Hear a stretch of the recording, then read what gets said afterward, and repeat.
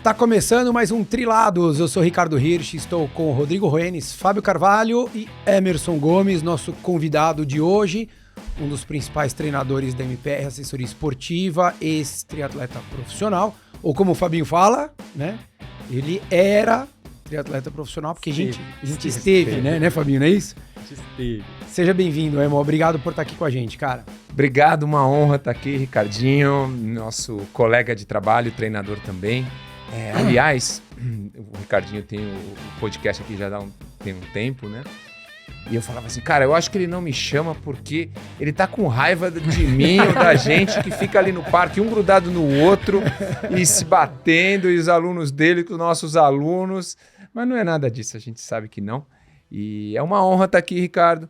E eu espero que eu já gravei alguns outros podcasts, né? Eu espero que esse aqui seja um que possa trazer algo bom aí para os ouvintes, né? Principalmente os triatletas, já que é o Trilados, né? E possa acrescentar na vida de cada um. Legal, com certeza vai. Acho que só pelo seu legado, assim como o Fabinho, né? De terem fomentado e lutado pelo esporte, pelo triatlon, e hoje você tá como treinador, né? Triatlon e corrida tá fomentando de uma outra forma. O Fabinho com a loja, com a Sub-8.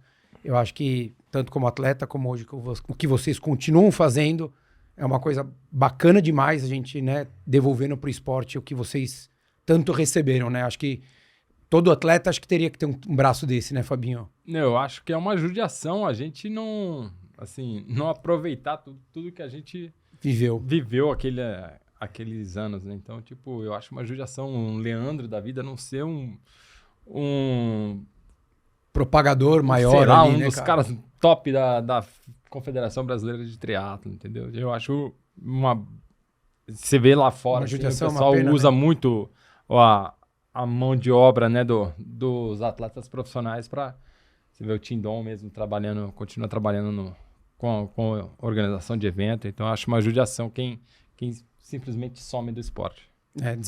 Para desenvolver, né, irmão? Acho que, com certeza. Mas aí eu acho que eu não sei se é um fenômeno mundial. Tudo bem, lá fora acho que eles valorizam muito mais o ex-atleta, o ex-campeão. A gente vê pelo Dave Scott, Mark Allen, né, que estão envolvidos não só com treinamento, mas com Ironman. Mas quando eu falo um fenômeno mundial, eu não sei se essa coisa do imediatismo, né, que vocês sempre batem aqui nessa tecla. Aliás, eu escutei todos os episódios aqui.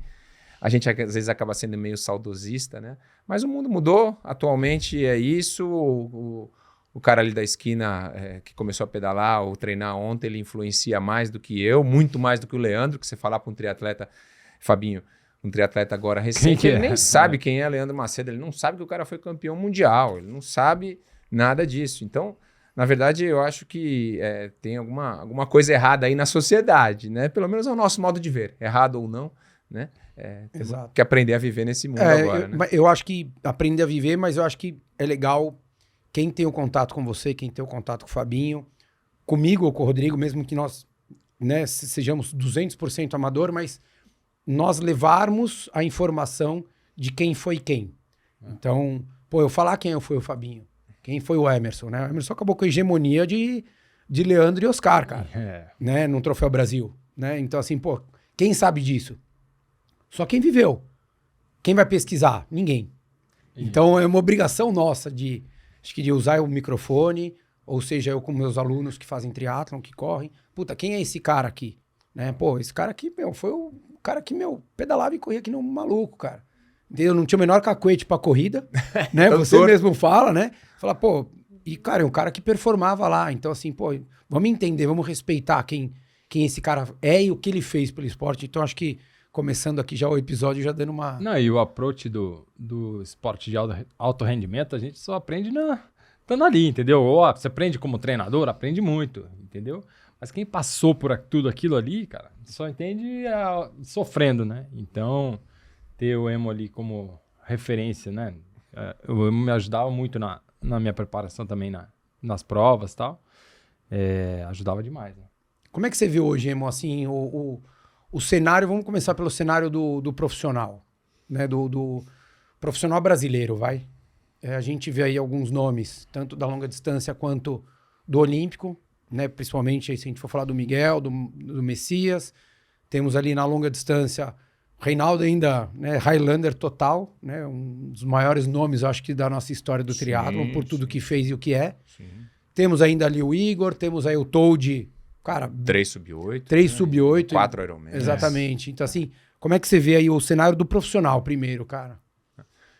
O Toad aqui é meu aluno, meu atleta, hein, meu? Ó, fazendo Vamos os falar caras bem, andar. ele veio aqui. Muito bom, muito bom. Cara, o que eu vejo? O triatlon, ele mudou muito, né? Hoje o triatlon se confunde com a marca Ironman, infelizmente ou felizmente. Então, o que a gente estava comentando aqui, eu sei que esse episódio aqui, não sei quando vai ao ar, mas o Fabinho fez um belo resultado correndo com o amador, brincando lá em Santos, né? Ele com mais 45 plus, ele fez o 5º melhor tempo, né? De um short triatlon, né? Enfim. Então é preocupante porque as pessoas olham o triatlon como uma prova longa, um Ironman, um challenge, um desafio de completar aquela distância a qualquer qualidade. Né? E esquece um pouco o resto. E esquece um pouco dos fundamentos, né? Do que é a modalidade em si, que é o triatlon, seja ele distância olímpica, short, o que seja, né? Então, eu acho que o Ironman veio dar uma bagunçada nesse processo até das pessoas iniciarem a prática da modalidade. Isso eu acho que é ruim, porque já se falou aqui bastante, né? Mas você deixa de cumprir os primeiros estágios, os primeiros degraus da formação para passar lá para frente, e, enfim, isso não é legal, até para empapuçar. Então eu vejo hoje, na minha quase mais de 30 anos aí nessa vida, 20 como treinador, eu vejo até muitos talentos se perderem porque passam estágios importantes dentro da formação, muitos atletas, né, se perderem por conta disso. Mas eu estou bastante animado até por conta do trabalho da federação, né, que deu uma bela oxigenada com o Virgílio, o Armando lá por trás também, e os resultados estão aí. Eu acho que vamos ter aí, com certeza, pelo menos 3 ou 4 atletas na Olimpíada, né, na modalidade triatlon.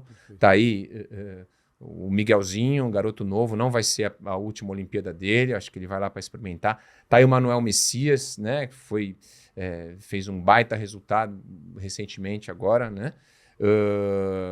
Eles estão, se não me engano, falta um ano para a Olimpíada ainda.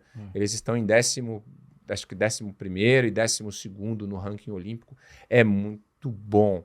Então, a animação vem daí, principalmente por conta do Manuel, que pode decidir a prova na corrida. Acho que até chance de medalha, quem sabe. Né?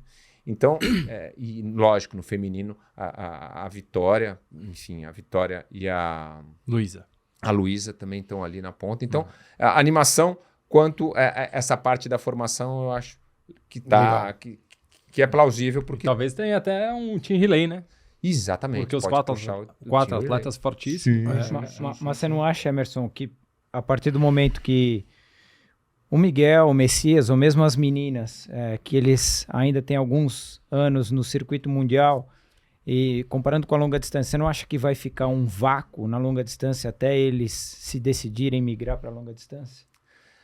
Olha, Rodrigo, eu acho que não, cara, porque é tão mais fácil esses caras darem a virada de chave da curta distância para a longa distância, porque eles acabam fazendo uns volumes muito altos. Se você conversar aqui com o Hidalgo, você vai ver que, teve semana que ele correu quase 100 quilômetros, né?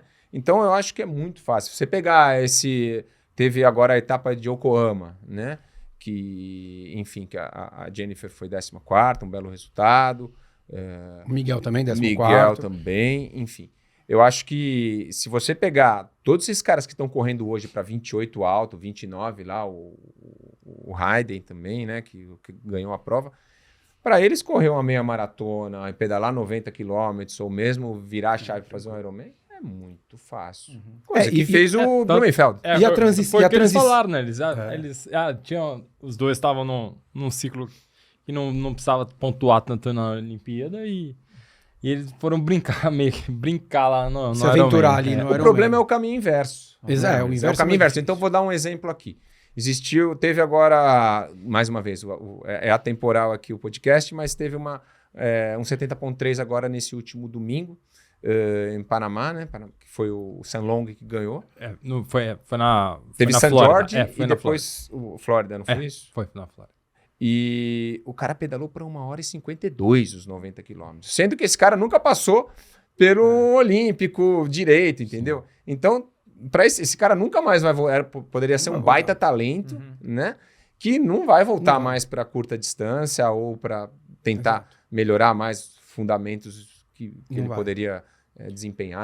A transição ela acaba acontecendo, ali sai da curta, né? Vai do Olímpico, que a gente chama como curta no cenário mundial, para uma distância longa, mas normalmente se tem essa transferência para o meio para depois ir para o full, né? Para o inteiro. Então, a gente vê o próprio Alistair começou assim, né? Na hora que ele saiu do Olímpico, ele foi competir no meio. Tem as exceções, mas a gente não pode pegar a exceção para fazer a regra. Mas ele tem um caminho ali de 1 ano e meio, que para eles saírem do Olímpico para ir para o meio, é muito tranquilo. É coisa de aumentar, às vezes nem aumenta o volume semanal, né? Muda muitas vezes um ajuste fino ali de carga, de administrar como é que vai ser a rotina semanal, para daí ver o que vai acontecer mais pra frente. O Tindon falou no podcast, é muito mais conseguir ali ficar por 2 horas e pouquinho na posição de contrarrelógio, ajustar a alimentação e aí... Porque o volume já tá ali, né? Quer dizer, tá correndo 100 km semanais, pedalando ali, né? Um volume, sei lá, de 30, 32 horas semanais de treino, pô, esse cara tá apto a fazer o que ele quiser. Ele pode não fazer um treino de 180 quilômetros, mas se você for ver o volume semanal de ciclismo, ou de corrida, ou de natação, tá grande, né? E as diferenças, a gente é saudosista, né? Mas eu queria viver essa fase de agora para poder... Porra, hoje em dia, umas bicicletas, né? Umas máquinas que o Fabinho conhece bem, a gente falou do Fit, aí ele fez o meu bike fit aqui. Pô, é coisa absurda, né? Você pedala 44, 45 por hora. Fácil. Com a percepção que você tinha de pedalar 38, 40, né? E tem o lance da alimentação também, que daí entra essa fase, essa discussão que a gente está tendo quanto aos volumes. Antigamente, na época minha, do Ricardinho, o Fabinho, a gente conseguia fazer volumes altos, mas era na guerreira. A recuperação era uma bosta. Não tinha. Era horrível. A suplementação, você tinha lá, você comia banana. Um longo de 30 de corrida ficava judiado. Judiado. E hoje em dia esses caras eles conseguem treinar esses volumes altos aí. A gente olha o espelho dos noruegueses, né? Quem viu lá a semana que o Blumenfeld e o Gustav Iden fizeram, uma semana antes de Kona. Uns baita volumes absurdos. Na nossa época isso era 200% inconcebível. Inconcebível porque a pessoa não que não tivesse corpo, perna para isso, mas eles não conseguiam recuperar. Ia demorar 1 mês para recuperar. Exato. Então a treinabilidade hoje ela é muito maior por conta de reposição de carbo com qualidade, equipamento bom, modulação de intensidade com watts. Tudo bem que na nossa época tinha watts, mas era pouca gente que usava. Né? Até mesmo os watts na corrida, pedômetro, né? Eu vejo isso que eu olho assim, por exemplo, o que a gente aplica hoje no Toad, né? Eu passo treino para ele junto com o fisiologista lá, com o Gerson. Pô, cara, a gente consegue monitorar tudo. Tudo bem que ele treina indoor pra cacete, né? Ele fica lá numa caverna lá em São Bento do Sapucaí. Mas o bom disso é que a gente monitora todo, lactato, as potências direitinho, né? Então, a chance de errar é muito menor. Né? Claro, pode machucar, pode acontecer tudo, como acontecia antes, mas é muito mais fácil corrigir. O que me chama muito a atenção hoje em dia, acho que é a recuperação, irmão. Tanto de treino quanto de prova. Sim. Que na nossa... Assim, esquece o saudosismo, quem tá ouvindo, não é isso, é mais pra gente ter uma base de comparação. E se a gente for pensar, pensa em anos 2000, não vou nem pensar antes, anos 2000, começo dos anos 2000, ali, 2000 a 2010... era inconcebível um atleta profissional fazer 3 Ironmans e 3 meios no ano. Não existia. Mesmo que ele falasse, eu vou... No Mark Allen, os caras faziam um Ironman no ano. Exato, não. Começou com a loucura do Vabrusek, né? Pete Vabrusek, que disputou até com o Santiago na chegada... Que, cara, todo mês ele fazia um Ironman. E todo mundo falou, cara, o que esse maluco tá fazendo? E foram ver que não era treino. Era muito mais os periféricos, que é isso, que era equipamento, era descanso, era alimentação, que permitiam ele fazer. Sim. Porque eu lembro quando você fez, foi 2001 teu primeiro Iron, não foi? Fiz 2000 em Porto Seguro. E depois fez 2001 em Floripa. Tá 3 meses zoado. Eu lembro que encontrei vocês e falei assim, cara, eu não consigo correr 40 minutos. Porque a gente ficava, cara, destruído. Você acha que em Floripa foi 9,16, alguma coisa assim. 9 alguma coisa assim. Que é uma realidade, cara, que ganhava-se com 8 horas e 30, 8 e 40. De bike road. Era outro rolê. Não, então, mas era uma agressão muito grande a gente se expor, não só o volume, era o tempo que a gente ficava com a falta de tudo que podia ajudar. Sim. Que era a bicicleta melhor, aerodinâmico, alimentação, descanso, tênis. Eu vejo tênis hoje, você vai correr com a espuma de tênis hoje, você corre, no dia seguinte você tá zerado. Antes a gente corria, era 2, 3 dias que você falava, cara, tá doendo tudo. Né? E não era de lesão, era do quanto agredia o corpo, né, cara? É verdade. E eu acho que isso transfere pro amador. E eu acho que daí você sente muito isso na assessoria, né, Emo? Sim, com certeza. Né? Lógico que a gente consegue boa parte desses benefícios, né, hoje que se usa, transferir para um amador sério, né? Essa realidade do esporte amador, sobretudo do triatlon, que é uma modalidade de entrega, né, de estilo de vida, ela é difícil você colocar na vida de um amador, né? Ou seja, o cara que tem família, filho, ou mesmo que seja mais novo, que tem tudo que estudar, ou tem que trabalhar, ralar, né, para arrumar um espaço. Então é bastante difícil você falar que o cara tem que treinar, que ele tem que descansar, que ele tem que comer isso e aquela coisa, né? Se o cara tem tempo, ele não tem dinheiro. Se ele tem dinheiro para comprar tudo isso, bicicleta, suplemento, ele tem que trabalhar para cacete e também não consegue treinar, né? Então, o universo amador ele é mais complicado. Ainda mais em São Paulo, né? Que a maioria dos seus atletas são tudo daqui. Sim. Mais difícil ainda. E em São Paulo que se cobra a performance na vida como um todo, né? Ou seja, no trabalho. Cidade mais bruta, né, cara? Sim, com certeza. O cara tem que estar aqui para vencer, né? São Paulo, eu brinco que São Paulo, o cara sai 6 horas da tarde do trabalho e ele não gosta de trabalhar. Não, é vagabundo. É, vagabundo. É verdade. Te olham estranho, né? Falou, como é que tá sendo esse horário aí, cara? Tá sobrando hora no seu dia, né? Por isso que o Fabinho foi para Santos, né, Fabinho? Mais tranquilo. 2 da tarde tá na praia, né, irmão? Curtindo, tranquilo. Pedal longo de quarta.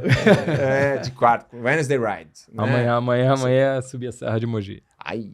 Isso você trouxe de San Diego, né, Fabinho? Que tinha lá o Wednesday e o Saturday Ride. Né? Então, eu vou meio contra o fluxo do pessoal. O pessoal normalmente pedala terça e quinta. Aí, para não encontrar tanta gente na estrada, eu saio de segunda, quarta e sexta. E tem que ficar consertando pneu dos outros, né? Porque o cara tem essa responsabilidade. Ele tem loja de bicicleta, né? Eu vou outros no horários. No meio do pedal, né? Ô, Fabinho, eu tô com um problema aqui no meu câmbio. Você não consegue dar uma regulada. Você fala, legal. Sub 8, só passar lá na Sub 8 que tá tudo resolvido, né? Mas você sabe, eu sou de Santos também, para quem não me conhece. E volta e meia, eu vou para lá, lógico. Minha família tá toda lá. De final de semana, eu saio para pedalar. Às vezes com o Fabinho, com o Marquinhos, né? E a gente tem uma facilidade, né, Fabinho? Até por conta do que a gente viveu, né? Aí você vê a galera amadora, né? Ali se matando, né? Fazendo um monte de besteira no pelotão, né? E a gente sabe economizar energia, sabe aonde tem que forçar, né? Então, é aquilo que o Fabinho estava falando aqui, né? Se essas pessoas pudessem e conseguissem tirar um pouquinho mais da gente, né? De informação, Ia facilitar bastante o processo. Muito esse processo, né? Putz, isso tanto como atleta e você como treinador, né, Emo? Sim, que é o que eu falo até para aluno. Eu falo, cara, aproveita o que eu passei por tudo que você tá passando.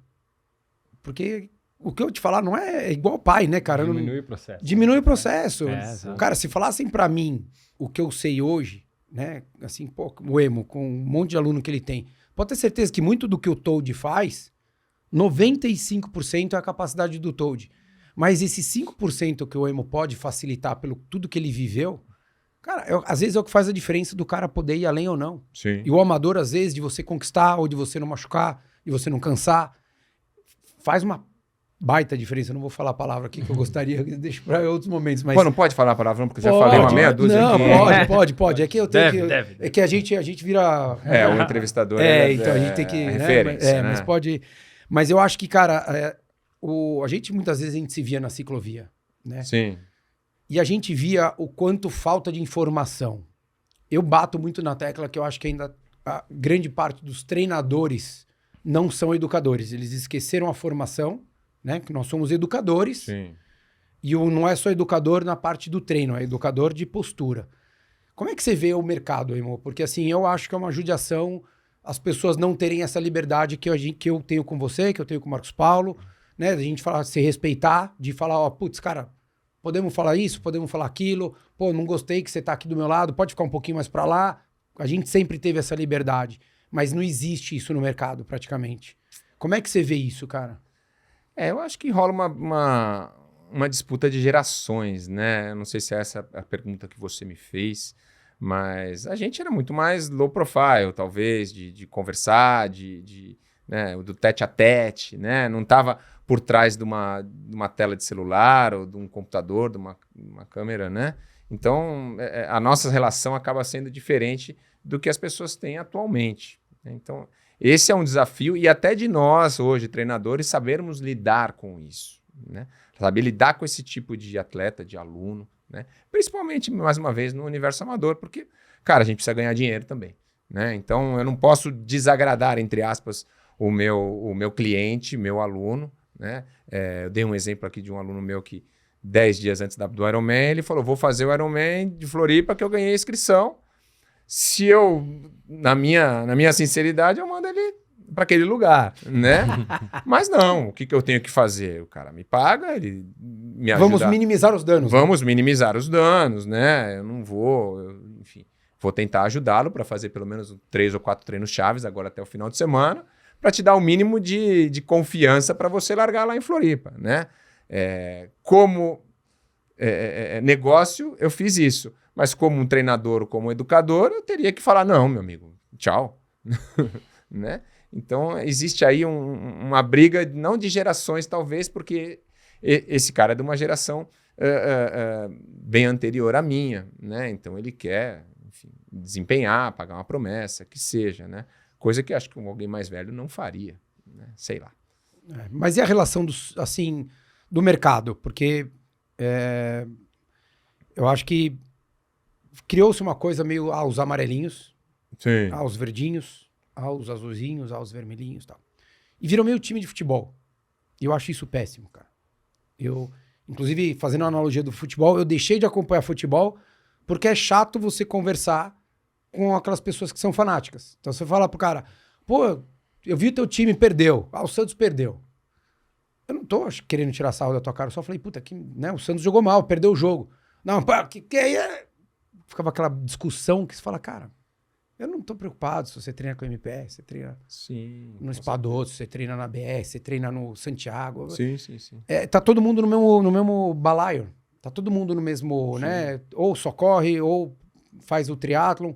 Tá todo mundo no mesmo, que nem pro Fabinho. Pra ele, se o cara faz ciclismo, se o cara vai competir, se o cara faz short, se ele faz olímpico, tanto faz como tanto fez, cara. Né? No final das contas, o que importa é o quê? É o cara tá ali. Tá pedalando, tá praticando o esporte. Pra gente é a mesma coisa. O que importa é ele tá correndo ou ele fazendo triatlon. Como é que você vê isso, cara, dessa segmentação de assessorias viraram times, cara? Olha, ou você não vê dessa forma? Sincero, Ricardinho, eu não tenho uma opinião formada. Talvez eu tenha uma visão mais inocente aí da coisa. Eu acho uma bobagem, né? O cara... e da mesma forma, os treinadores... Pô, eu não fico putinho se o cara vai treinar com outro treinador. Já foi o tempo, né? Eu quero que o cara seja feliz. O que incomoda, assim, é que o triatleta... A gente está falando de trilados aqui. Diferente do corredor, ele é muito mais addict, né? Porque o cara tem um envolvimento muito maior com a modalidade, ou seja, ele tem que demandar horas da vida dele para aquilo, então ele fica um cara mais ali naquela vida. Esse cara, ele te usa, ele te chupa, ele te pode usar o dia inteiro e para amanhã ele falar para você, ó, tô indo lá treinar com fulano e nunca mais olhando na tua cara, não porque você não tenha feito nada para ele. Uhum. É fácil, né? Isso é um negócio que não é que me incomoda, mas é algo que intriga, né? Diferente do corredor. O corredor ele é mais fiel, né? Agora, olhar a competição ali, eu não acho, Ricardo, sinceramente, que tenha... Lógico, tem uns bobões, né? Uns bobalhões que tem na vida como um todo, né? Não tem aquele cara que fica disputando... Seja no esporte ou seja no esporte, na vida, no teu trabalho, ou aquele cara numa sala de aula que fica disputando quem tirou a nota mais alta. Isso é uma bobagem, né? Que aí foge do controle de vocês, talvez, né? Também, a gente nunca vai estimular isso, né? Exato.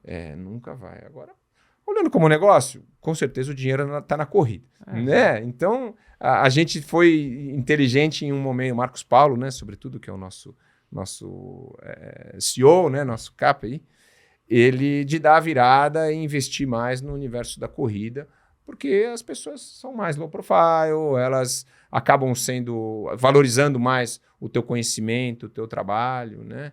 Então, e também tem um N muito maior para você trabalhar, né? Uma prova de triatlon tem, que lá em Santos estava cheio com 600 atletas.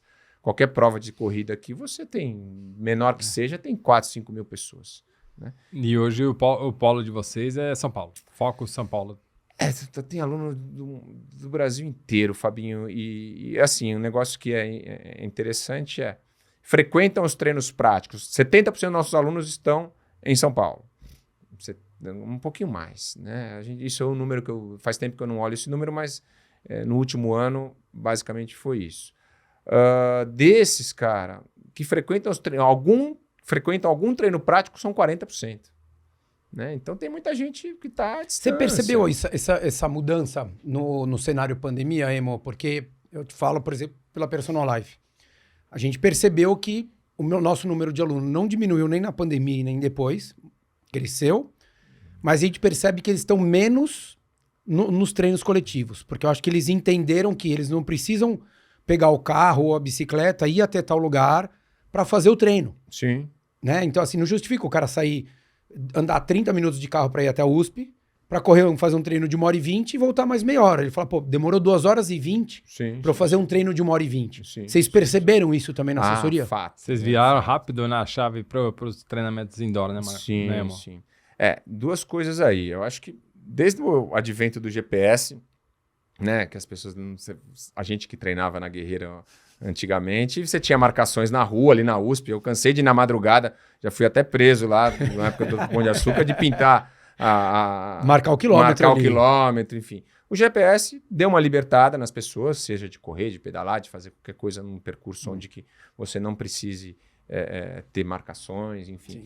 E com a pandemia, a mesma coisa que o home office, né? As pessoas viram que não necessariamente a presença física em um determinado lugar, ou um treino, ou no trabalho, quando eu falo do home office, é necessária para ter desempenho, né? As pessoas aprenderam a correr no meio da rua, né? A sair de casa já aquecendo e tudo mais, né? Então, eu acho que isso até que foi positivo. Da mesma forma, para a gente que é treinador, acaba dispersando um pouco, né? Eu fico preocupado, eu chego lá amanhã, um treino super cheio que o Ricardinho vai estar lá do nosso lado. Antes tinha uma regra que começava todo mundo ao mesmo tempo, educativo. Agora os caras vão chegando e vão pendurando na sua orelha, perguntando o que eu tenho que fazer. Quando você vê, tem uma dúzia de pessoas à sua volta, cada um numa parte do treino. E você, quer dizer, deu mais trabalho pra gente, né? Deu. Mas ao mesmo tempo e dá uma dispersada, né? Eu vejo assim, óbvio, a quantidade de aluno que vocês têm é muito maior do que a nossa, mas assim, sei lá, a gente tinha 20, 30 alunos que estavam ali toda quarta-feira. Hoje praticamente é igual, só que você não junta todo mundo ao mesmo tempo. Então começa ao mesmo tempo 8, 10. Mas ao longo do treino você vai vendo, já tô terminando, um está começando. Então a dinâmica mudou ali né, aquele horário de começar, horário de terminar, acabou mudando bastante. Sim. O perfil continua muito semelhante. A performance de muita gente mudou. O que você acredita isso, irmão? Cara, isso você tocou num ponto interessante, né? A gente falou aqui de performance, do triatleta, tudo. Mas eu acho que a pandemia é um fenômeno mundial que deu um boost nos atletas, né? Eu acho que muita gente ficou sem a preocupação de ter que competir, né? Conseguiu focar mais nos treinos, treinou mais, conseguiu se autoavaliar muito mais, se conhecer muito mais. Então eu acho que a pandemia para o esporte, por mais que naquele período tenha sido ruim, a gente, sobretudo no esporte de endurance, a gente está colhendo frutos. Construiu um lastro. Construiu um lastro, com certeza. Isso no universo da elite, claro, e no amador também, né? As pessoas, aquilo que eu falei, se libertaram. Quem gosta mesmo, né? Aliás, esse negócio aqui tem que gostar, né? Não adianta fazer para os outros, né? Tem que fazer para você. E quem gostava mesmo, que saía de casa, máscara, que seja, eu acho que conseguiu treinar. Eu mesmo, o Ricardinho, lá em Santos, o Fabinho estava lá, eu treinei pra cacete, né? Na pandemia, eu estava fazendo home office, né? Só ficava dando suporte para os alunos à distância. E foi uma maravilha, porque, descobri que o Fabinho falou, o Zwift, o treino. Eu era um cara que nem vocês aqui, eu já escutei aqui, que rolo, só quando tá chovendo, é um saco. Eu também pensava assim. Hoje em dia, é uma baita ferramenta de treino, né? É muito melhor do que você ir pra ciclovia aqui, arriscar tomar tombo, bater com outro de frente, ou mesmo entre tomar nós frio. era uma loucura o que a gente fazia, né? Ficava pedalando 40, 45 por hora, eu, Emo e o Sarran ali puxando o trem da alegria. Não, e, cara, 40 pessoas atrás e indo e vindo e... Cara, risco sobrevivemos, maior, né? Então, eu acho que a pandemia trouxe esses ganhos, né? Essas descobertas, né? Era inconcebível fazer, que nem o Toad faz lá, 5 horas em cima de um rolo, né? Mas deu para ver que isso aí funciona. E pro né? Pro, não é uma perda de qualidade treinar indoor? Você acha? Não. Eu acho que para quem está em formação, que está pegando habilidade, tudo, esse cara precisa ir para a rua mais vezes, até porque envolve ali a habilidade em cima da bike, economia de energia. Entender melhor até aquela coisa de, puta, trocar marcha, né? Como é que vai fazer uma subida, como é que faz um retorno, como é que faz uma curva. Sim. Coisa que no rolo, né? Você pega o Smart Trainer ali, você só pedala. Sim. Né? Ele vai falar o que você tem que fazer. Não é você que faz a coisa acontecer. Então, para quem tá perfeito, assim, quem tá em formação, quanto mais puder ir pra rua, melhor, cara. Exato. Hoje a gente acabou com os treinos de rua, né? A gente já a gente ia de terça e quinta lá pra USP, que usava o Ricardinho.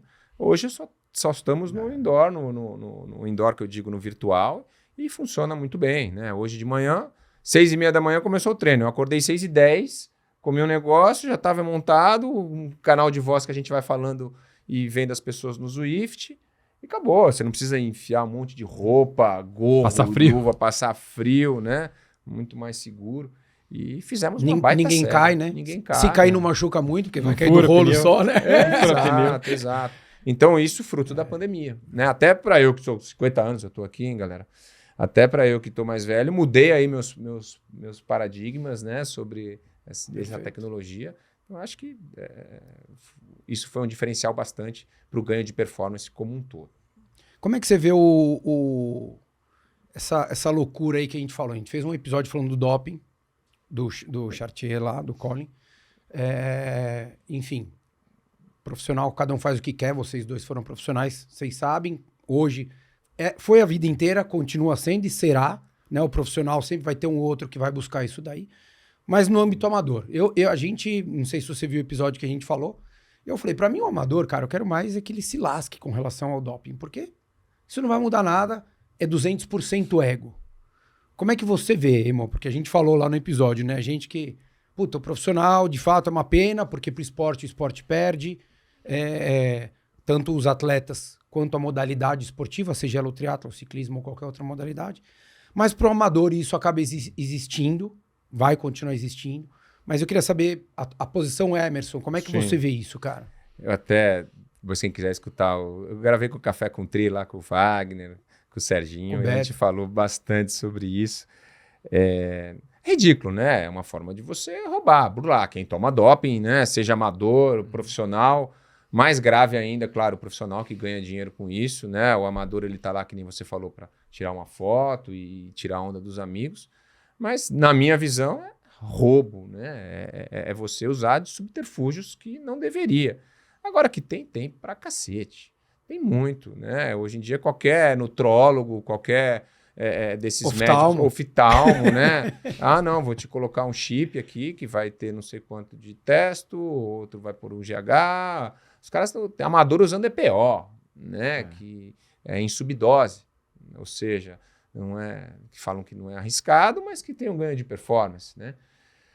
Se eu vejo muito isso, os caras que tomam, a gente sabe que toma e não se comenta muito lá dentro, né?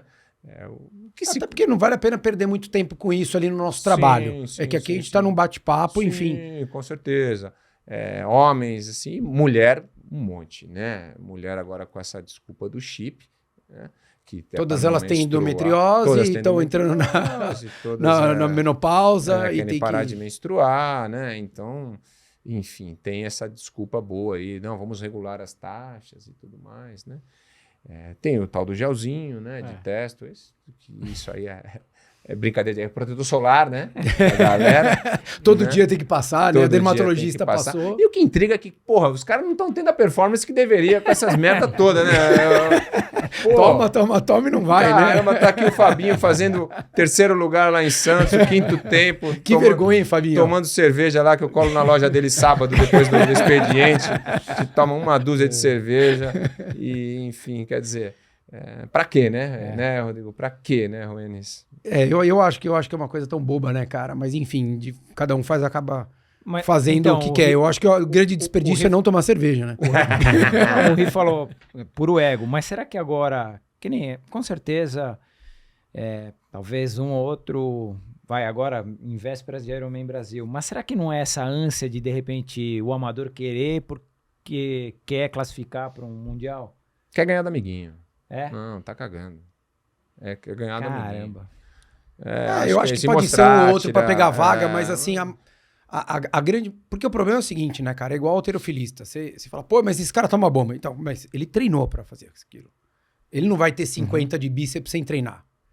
Pra ele pegar vaga, ele vai ter que treinar e não vai ter que treinar pouco. Porque, de fato, vai ter muita gente, limpo ou não limpo, treinando muito. Né? Todos nós aqui já se submetemos, cada um na sua proporção, mas a treinar muito.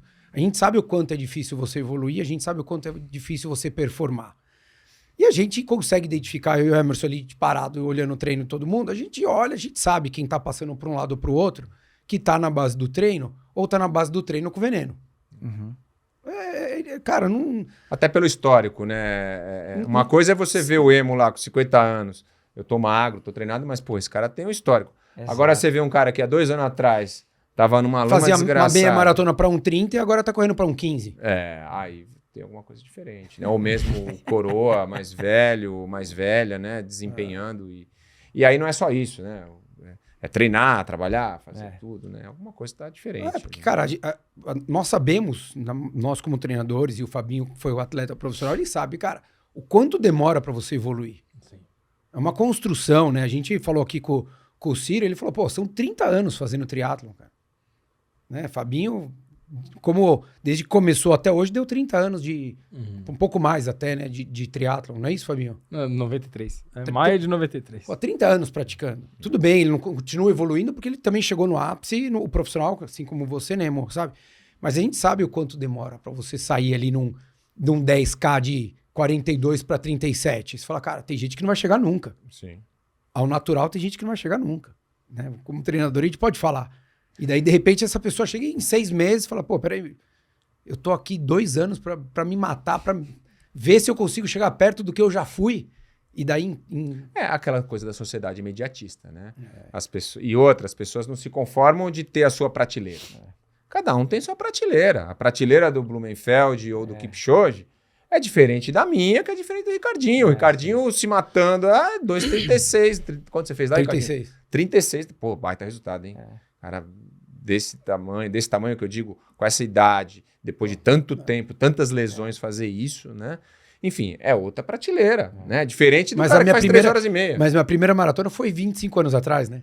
Exatamente. Olha a construção que existiu aí. Né? Exato. Agora você vê um cara que tá correndo há 3 anos, ele já quer ser o sub-3.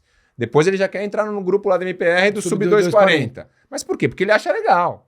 Né? Mas ele não vê toda a construção, tudo o que tem que acontecer antes para isso ser Ele não sabe possível. o que foi chegar e cuspir sangue disputando com o Emerson lá, os 10K. Aí entra o doping, aí entra o facilitador, né? Pô, vamos ganhar performance com alguma coisa que... eu sei que os caras estão tomando, me dá aí. Eu tenho recurso, né?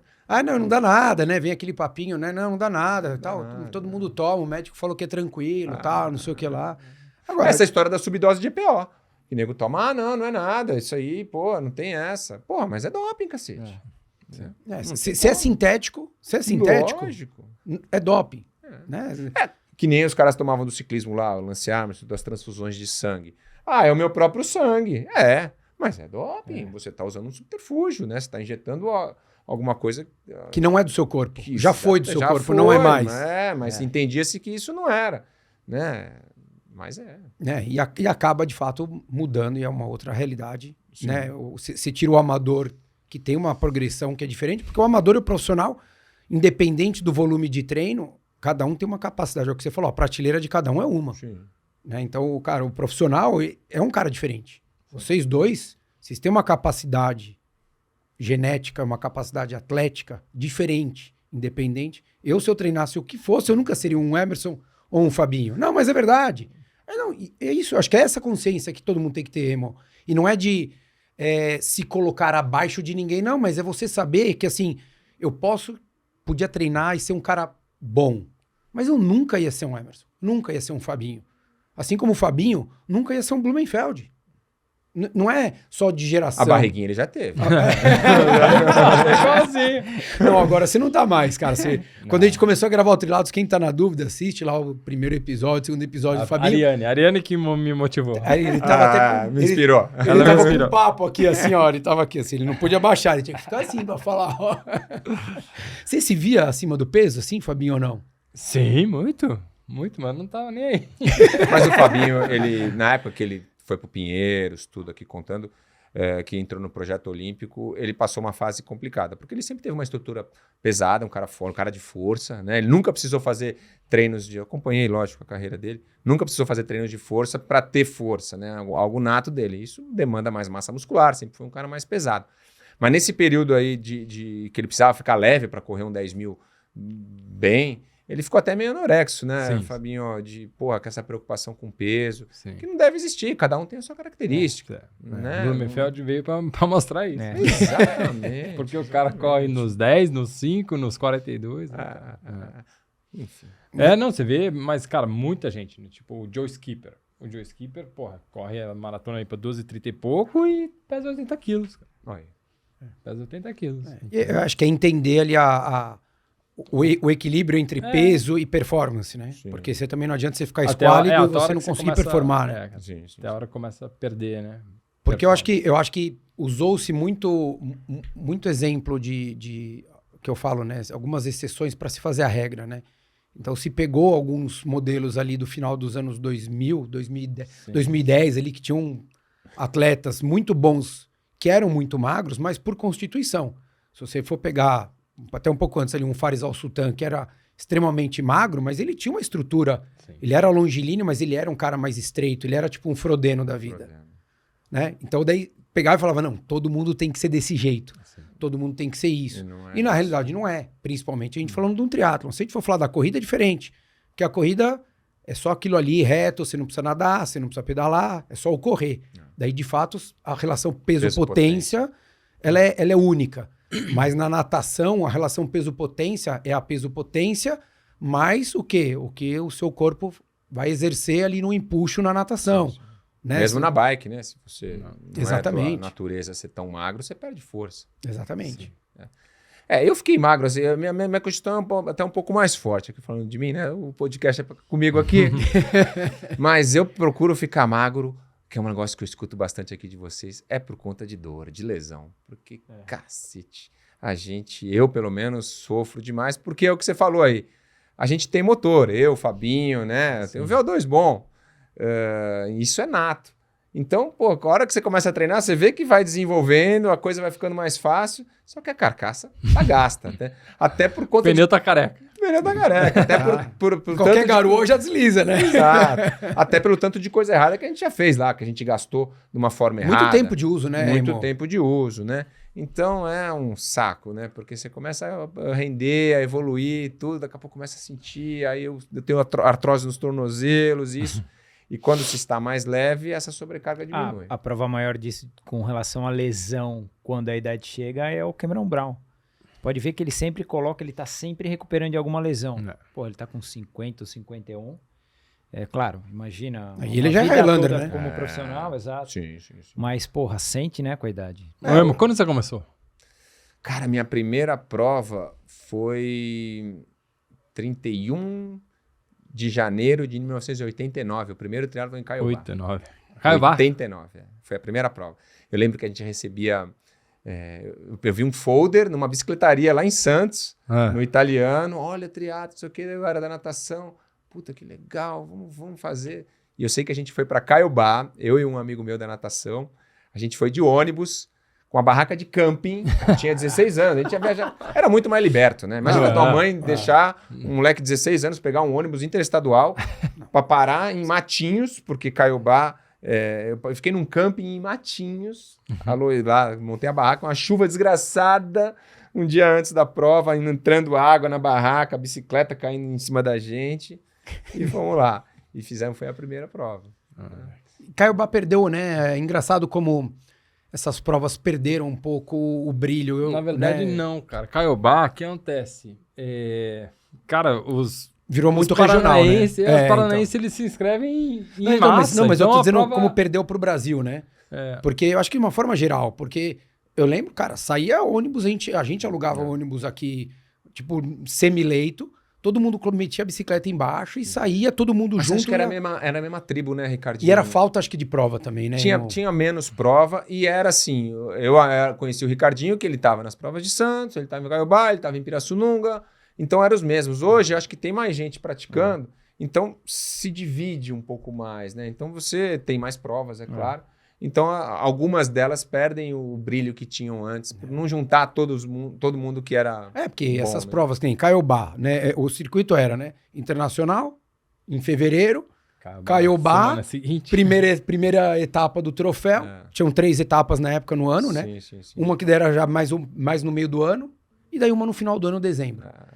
E, cara, aquilo lá virava praticamente campeonato brasileiro. Vinha, de Fortaleza, de Salvador, de Curitiba. Aí depois veio as provas no Rio, ali, que era no Posto 5, Exatamente. Copacabana, que era É isso aí. legal, né? As provas da CB3 também. Também, mas aí eram mais as seletivas, né? Que eram 3 seletivas pro Mundial. Mundial, né? que era um mega desejo, era o desejo da época, era Sim, o era Mundial, o Mundial se for da ITU da Exato, época, né, cara? Exato. Que era legal, né? Porque incentivava as provas mais curtas, a formação, aquela E uma coisa que eu lembro, que eu acho que até queria perguntar pra vocês.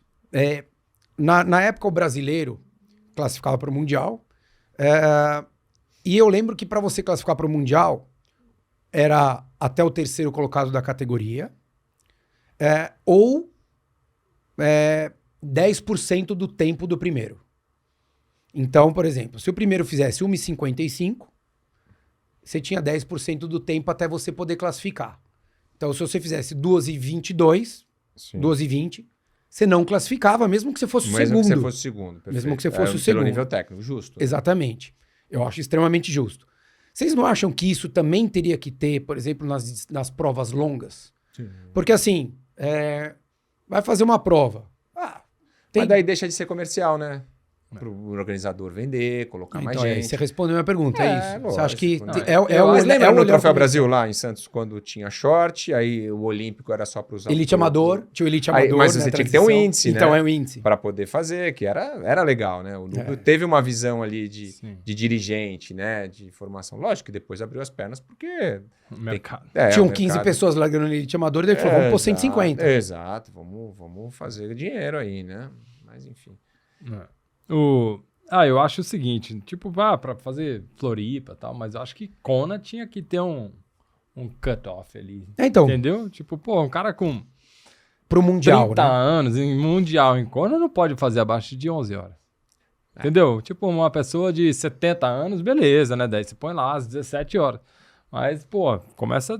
Porque é inadmissível, cara. Inadmissível. Não dá pra entender. Um cara tá no Mundial fazendo prova pra 16 Ou é o horas. cara que faz doação. É, E daí aí ele é também Não lá- é diferente. saudável, né? Até porque não é saudável ficar tanto tempo ali exposto, sofrendo. Né? Eu Não, o também Mundial acho, tem que concordo ser com os você. melhores do mundo. Né? Sim. Pra Desculpe. ser Mundial, né? Por isso que eu perguntei do Lógico. Mundial, né? Eu acho que eu entendo o lado comercial, mas de fato pra você colocar os melhores ali, o cara tem que ter um nível técnico. Sim. Né? Eu lembro porque eu falava assim, eu vou fazer, daí eu falava, não, tá bom, 10% eu tô dentro. Eu nunca fui de ficar entre os 5 primeiros, na época que eu fazia. Nos últimos anos mudou, que é o que você falou, o Fabinho foi lá, ficou em 5º no geral. Mudou a realidade do que é a performance no short e no olímpico, do amador.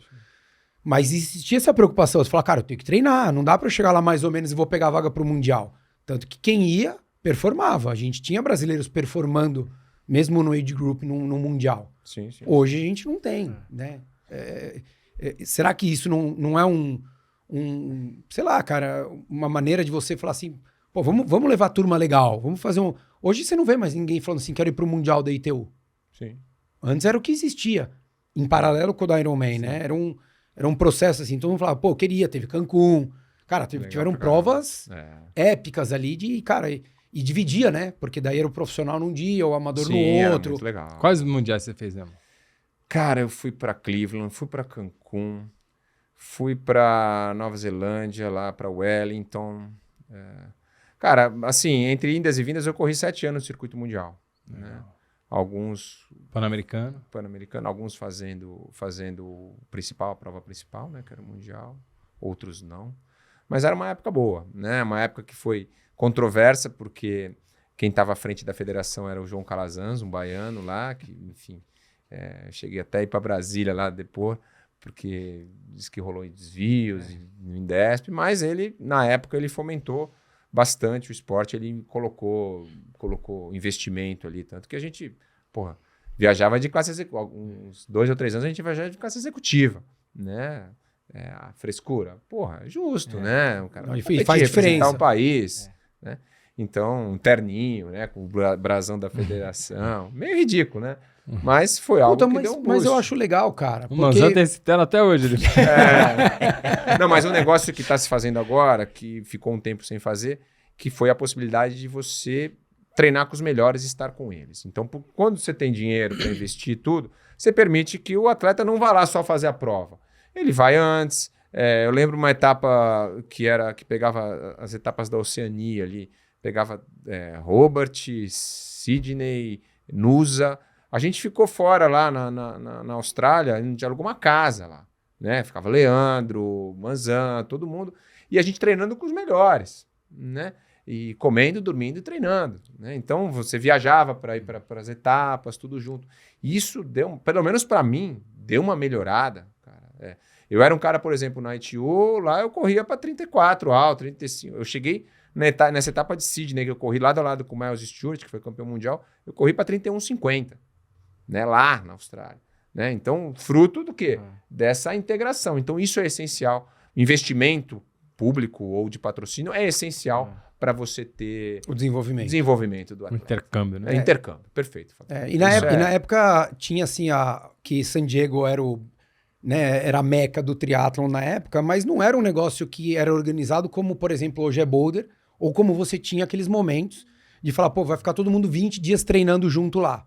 Porque você vira a chave, você liga ali a parte mental, né, Emo, de falar, tô treinando com o cara, tô fazendo bem, por que na hora ali ele vai correr pra 31 pouco e eu vou ter que correr pra 34? Lógico, o cara tem 2 braços, 2 pernas, faz tudo igual, né? Tô treinando junto, né? Como a mesma comida que ele, né? Enfim, tô treinando junto, por quê, né? É isso.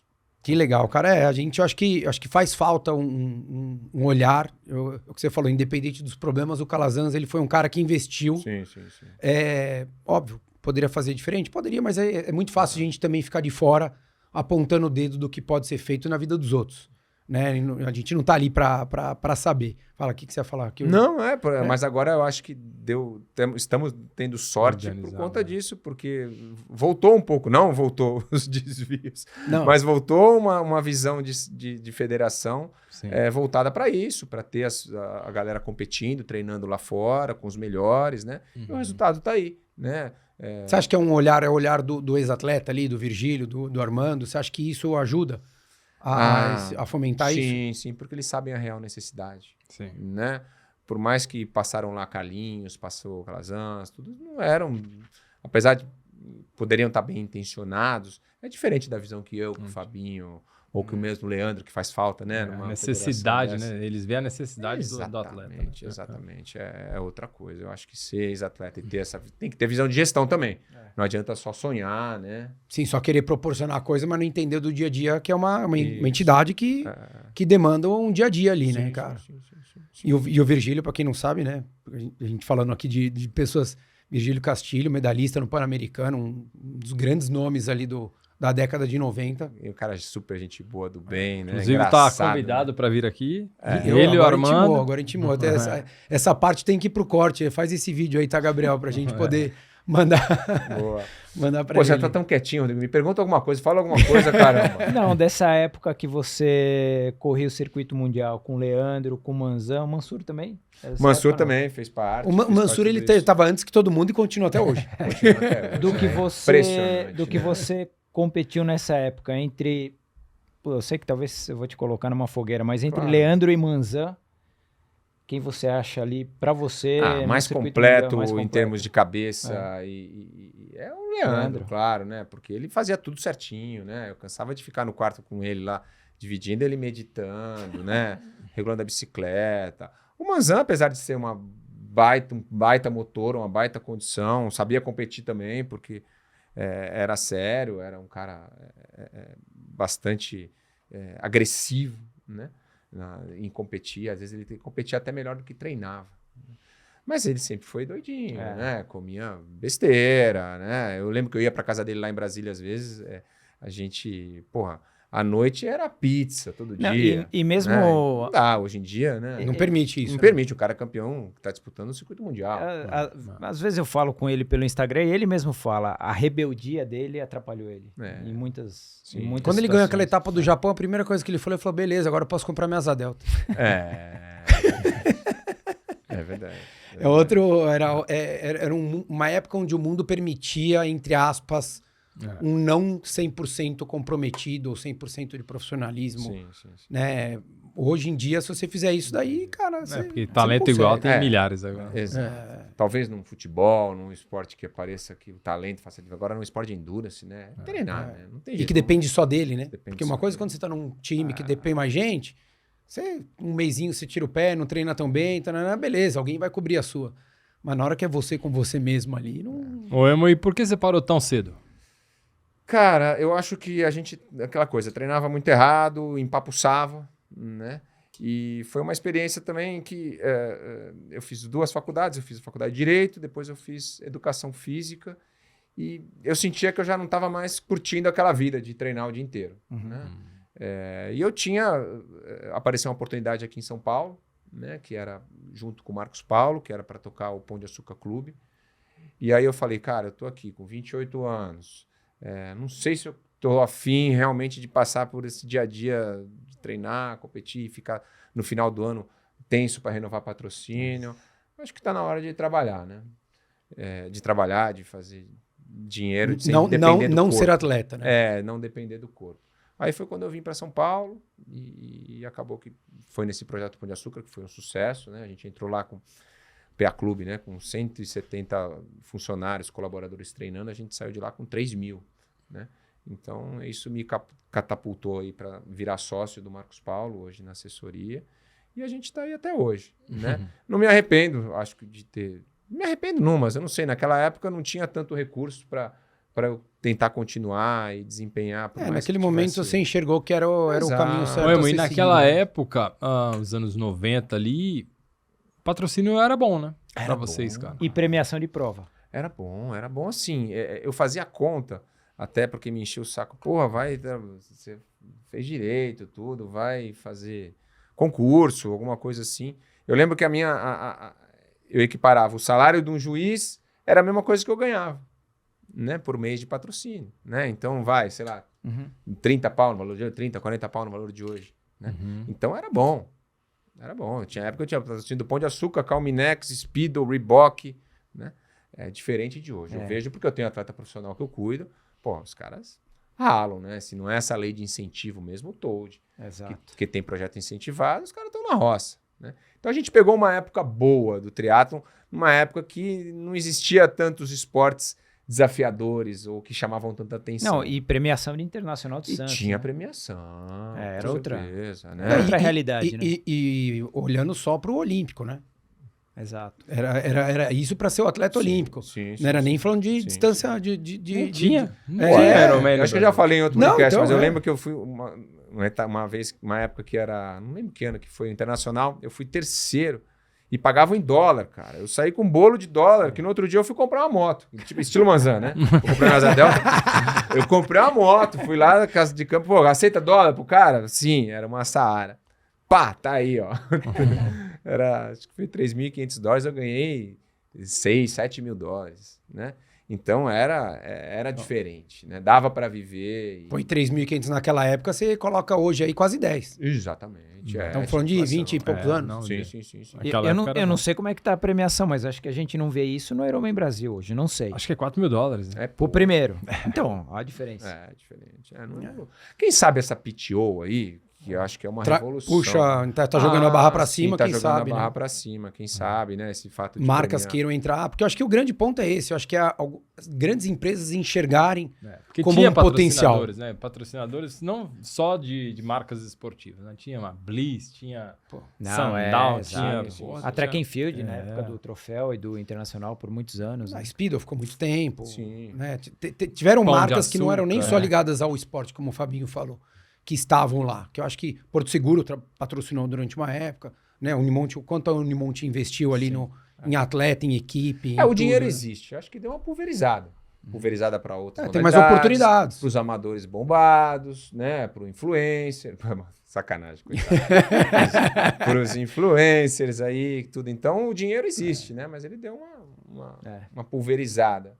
Se é bom ou não, eu acho que é ruim. Porque deixa de ter espelhos, né? Deixa de ter pessoas, atletas bons que vão inspirar outros, né? Mas isso acho que mudou de uma forma geral, cara. Eu acho que loja se abria antes, muita empresa colocava dinheiro em loja, como uma Sub-8.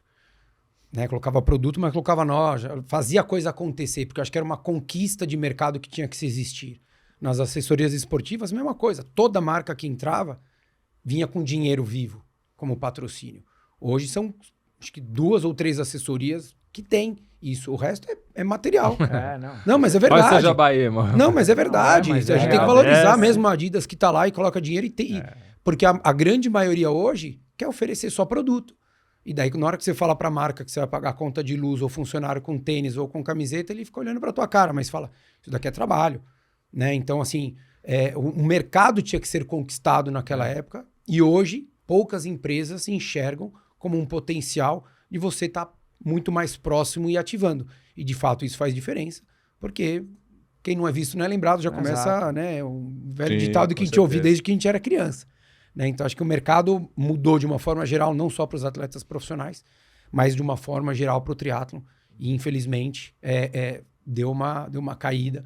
Torcer aí para a PTO conseguir trazer a régua para cima e que isso seja mundial, não seja só para o circuito dos atletas profissionais lá fora, que isso venha aqui para o Brasil, que tem aí. A gente vê o troféu hoje, tá voltando a colocar dinheiro, né? Sim. Troféu Brasil não é a mesma quantidade, mas a gente vê lá, de fato, começando a colocar. E acho que esperto é o atleta profissional que dá um jeitinho de mexer no calendário e vai participar lá para beliscar um dinheiro e fomenta ali o amador de ver grandes nomes participando da prova, que eu acho que é isso que faz a coisa acontecer.